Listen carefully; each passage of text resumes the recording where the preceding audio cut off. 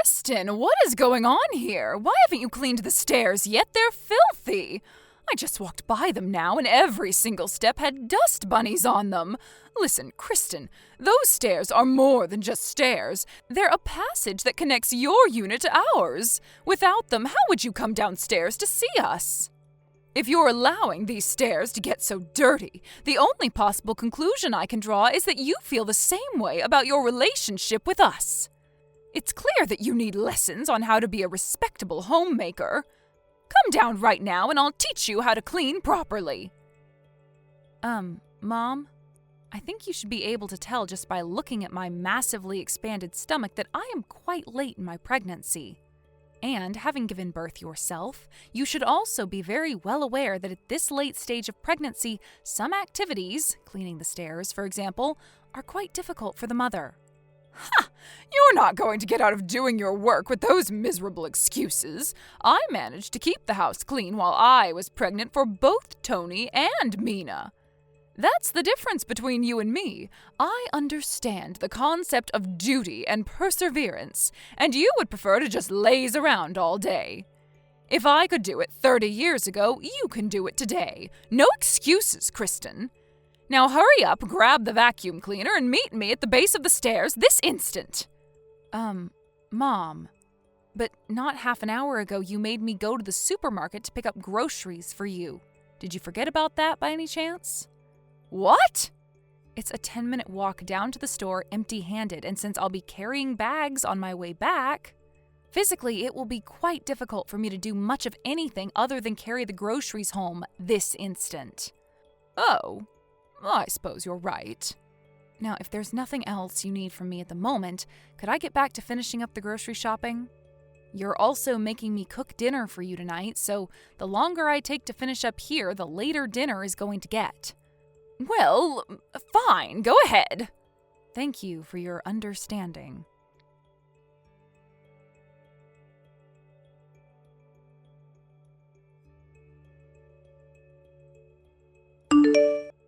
Hello there, Kristen. I'm just letting you know that Mina will be moving back in with us tomorrow. Really? That's odd. I don't remember hearing from her for quite some time now. Why is she moving back here? Did something happen? Oh, it's all quite ridiculous. Her mother-in-law and husband were dreadful to her, so they got divorced. Oh my goodness, a divorce? Yes, I was just as surprised as you are. Her first message to me in 2 years, and it's to tell me she's getting divorced. I'll bet that awful mother-in-law of hers drove her away with her constant nagging and badgering. My poor sweet little Mina. Ah, yes, I can imagine how awful it would be to have a nagging, badgering mother-in-law. In any case, it is what it is. Your assignment for the afternoon is to clean Mina's room from top to bottom.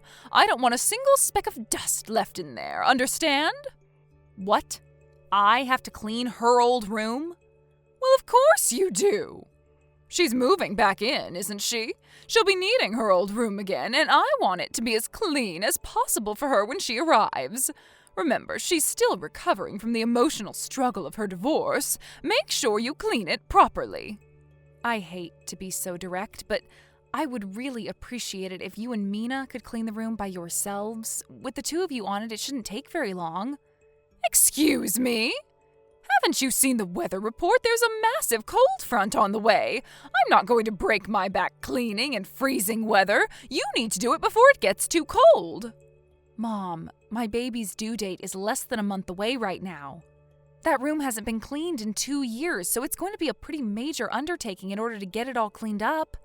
Not to mention, I'm concerned about what sort of dust, mold, and that sort of thing could be in there. I don't believe you. Are you honestly trying to use that same excuse to get out of doing your work again? So what if your due date is so close? I deigned to allow you to marry into this family, Kristen. Don't you forget that. I won't let you repay my magnanimity with this utterly contemptful scorn. This is your responsibility, Kristen. This is what you signed up for. Don't think that I'll let you get away with this reprehensible behavior just because my son, your husband, is overseas on business at the moment. As long as you live in my house, you will live under my rules. This is ridiculous. Are you really so determined to refuse to admit that pregnancy, especially late-term pregnancy, places genuine physical restrictions on a mother's physical activity? Are you really so determined to refuse a direct order by the mother of your husband? When I married my husband, I was decent enough to know my place and obey his mother. I have no idea, nor do I wish to know, what sort of relationship you had with your mother-in-law. But regardless of how things were for you back then, nothing that happened to you would give you the right to treat the wife of your own son in this way. I am sorry, but as a mother, I have a sacred duty to prioritize the health and well-being of the baby inside of me right now. The baby could be born at any time right now, and in all honesty, it's rather appalling that you would be so insistent on demanding so much physical labor from me while I'm in this condition. How dare you! I will not clean Mina's old room. End of conversation. Goodbye. Kristen, what on earth are you doing? I haven't seen you all afternoon, and when I go up to your room, what do I find? You've put a lock on the door to your room? Who do you think you are? Is this the thanks I get for trying to make you into a respectable wife? What did that boy ever see in you? Well, when he gets back from his business trip, I think I'm going to have a long, serious talk with him about your future in this family. For the time being, come out of your room this instant. Don't think you can hide from me in that room all day. You will obey your mother-in-law. That's an order. If I have no other choice, I'll simply have to break the lock with a hammer or something. Ugh, what did I do to deserve such a troublesome daughter-in-law? Kristen! Kristen, I know you're there. You can't ignore me like this. Mina's going to be home any minute now. I order you to get out of your room this very instant. I mean it. Oh, and one other thing. The weather report said that we'll be getting an extremely heavy snowstorm starting this evening into tomorrow morning. And thanks to you slacking off on your duties to me, I haven't had anything to eat for breakfast or lunch. Do you know what I'm going to have to do now? Go down to the convenience store to buy food for myself and Mina. Do you understand the lows you have forced me to stoop to? What if I get food poisoning? When you come out of there, bring your wallet with you. You're going to be the one paying for this, plus interest. You truly dreadful girl. If this is the kind of daughter-in-law you are, I'm utterly terrified for your poor child's future.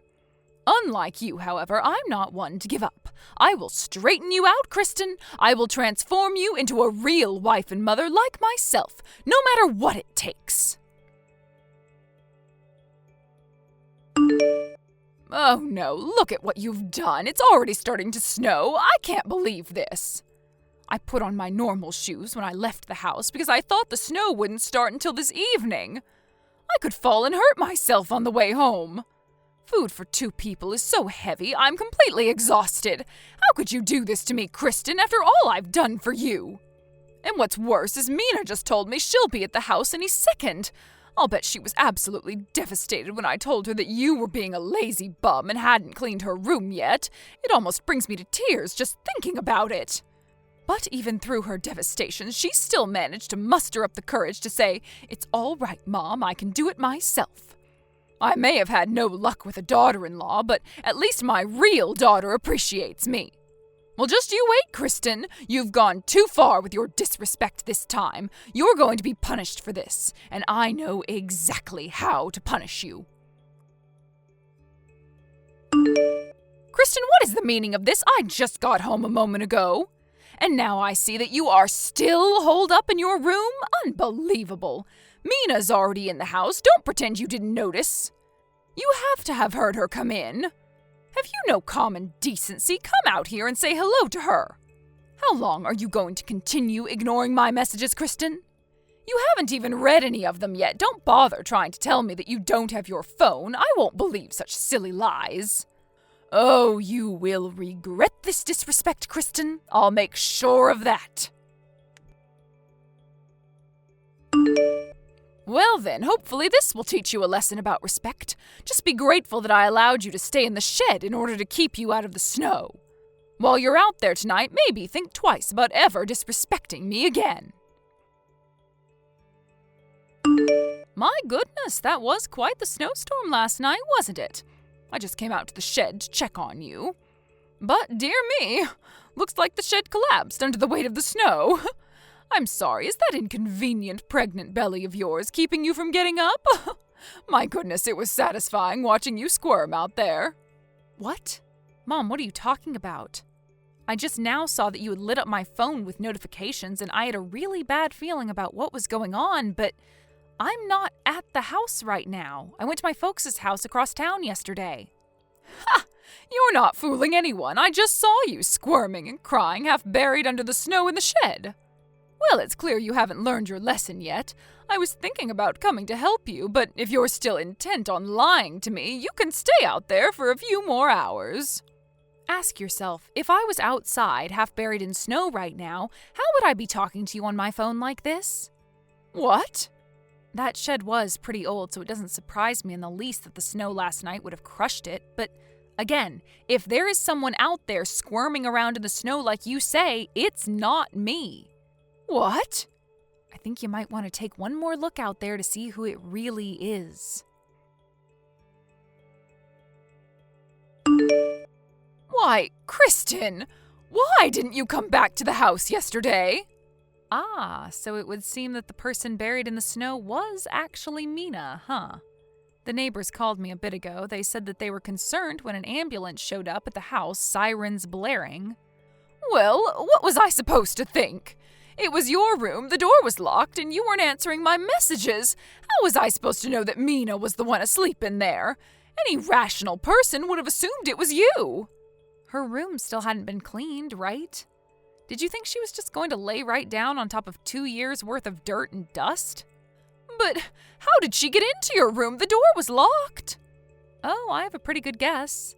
Back before she got married and moved out, Mina had a nasty habit of going into my room and taking my things without permission, so eventually I got tired of it and put a lock on the door. Then, after a while of having the door locked, one day my things started vanishing mysteriously once again, so I figured she must have made a copy at some point. I caught her using it once and took it away from her, but I guess she must have had a spare, too. That's beside the point. This is all because you went to your parents' house yesterday. I know, isn't that an incredible coincidence? How can you laugh at a time like this? While I do feel bad for poor Mina, you have to admit it's pretty ironic. But you should also be grateful it wasn't me. If it were me out there rather than Mina, there's no way that both me and the baby would have come out of this okay. And you would have had some pretty serious consequences on your hands. But why didn't you tell me you weren't coming home yesterday? I spoke to you on my way out the door, don't you remember? What? 2 nights ago, I messaged Tony and told him all about the terrible way you've been treating me while he's been overseas, and asked him what he thought I should do. He told me that I should get out of the house for now and go stay with my parents. I called them up right after that, and they came to pick me up yesterday morning.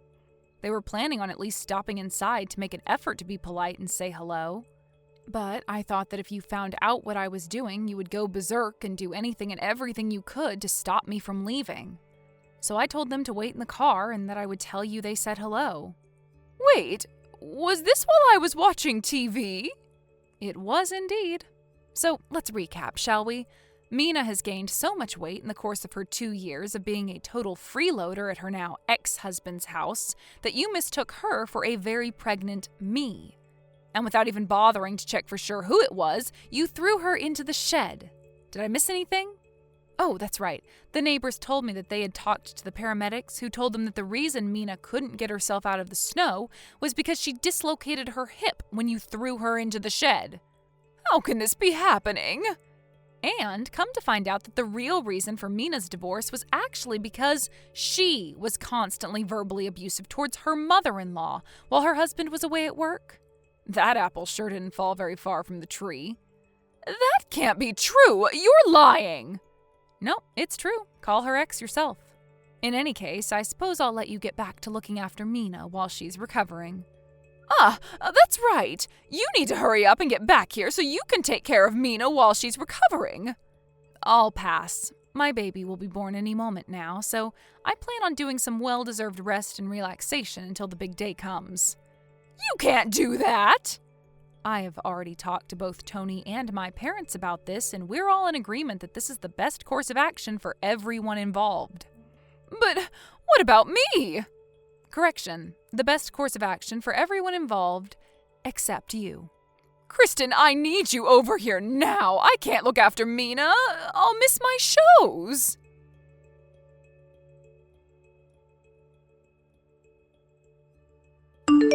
I started getting contractions about 5 days after that incident, and it just so happened that my husband Tony got back in town from his business trip just in time for him to be in the delivery room with me for the birth. We are now the happy and proud parents of a healthy baby boy. Meanwhile, in stark contrast to our happiness over the birth of our child, my mother-in-law is neck-deep in serious trouble. Mandatory reporting laws meant the hospital contacted the police, and after a very quick investigation, she was hauled off in the back of a police car. So, while Mina was discharged from the hospital a few days later with a clean bill of health, my mother-in-law is now looking at building a criminal record. Tony and I talked it over, and we decided that considering how things have been going at his mom's house, we would make our temporary stay at my parents' house a permanent one. With her husband giving her the boot, her brother moving out of the house, her mother moving into a jail cell, and her father having already passed away, Mina realized that there was now no one she could mooch off of. One day I got a not-so-subtle text from her asking if she could stay with us at my folks' place for a few days. My quick-thinking husband told her that she could stay as long as she would agree to become a live-in maid for us and my parents. She left his message unread, and we haven't heard from her since. Thank you for watching. Please subscribe and hit the like button. See you next time.